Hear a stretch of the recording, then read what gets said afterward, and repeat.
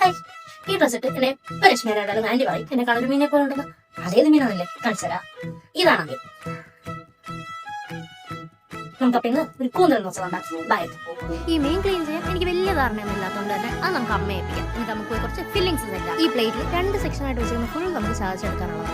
നമുക്ക് ഇത് ചതച്ചെടുക്കാം. വെള്ളം തീരെ ഇല്ലാത്ത ജാറിൽ കുറച്ച് തേങ്ങ, പച്ചമുളക്, കറിവേപ്പില, ജീരകം, 3-4 കൊച്ചുള്ളി ജസ്റ്റ് ഒന്ന് ക്രഷ് ചെയ്തെടുക്കുക. ദാ ഇതുപോലെ.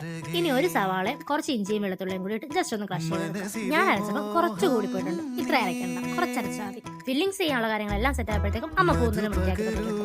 അപ്പൊ നമുക്ക് കുക്കിംഗ് തുടങ്ങാം. ഒരു പാനിൽ കുറച്ച് വെളിച്ചെണ്ണ ഒഴിച്ചിട്ട് സവാള, ഇഞ്ചിയും വെളുത്തുള്ളി അരച്ച പേസ്റ്റ് ഇട്ട് ജസ്റ്റ് ഒന്ന് വഴറ്റിയതിനു ശേഷം തക്കാളിയും കൂടിയിട്ട് നന്നായിട്ട് വഴറ്റി കൊടുക്കുക.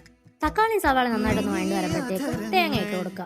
തേങ്ങയും ഉള്ളി സവാള എല്ലാം നന്നായിട്ട് വഴണ്ടി വരുമ്പോഴത്തേക്കും നമ്മുടെ കൂന്തലിന്റെ തലയും അതുകൂടെ ഇട്ട് കൊടുക്കുക. കൂന്തലിന്റെ തല കുറച്ച് വെന്ത് വരുന്നവരെ നന്നായിട്ടൊന്ന് വഴറ്റി കൊടുക്കുക.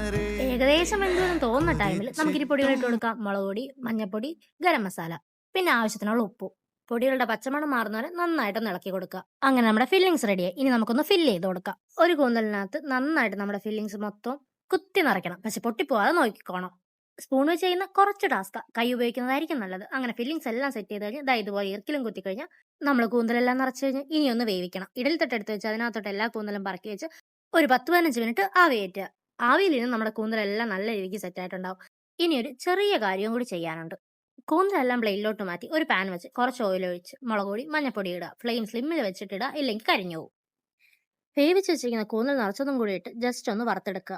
ഫില്ലിങ്സ് ബാക്കിയുണ്ടെങ്കിൽ അതും കുറച്ച് കറിവേപ്പിലും കൂടി ഇട്ട് വീണ്ടും ഒന്ന് മിക്സ് ചെയ്ത് അടച്ചേക്കുക. നമ്മുടെ കൂന്തൽ സെറ്റ് ആയി കഴിഞ്ഞു. അപ്പോൾ ഓക്കെ, ബൈ.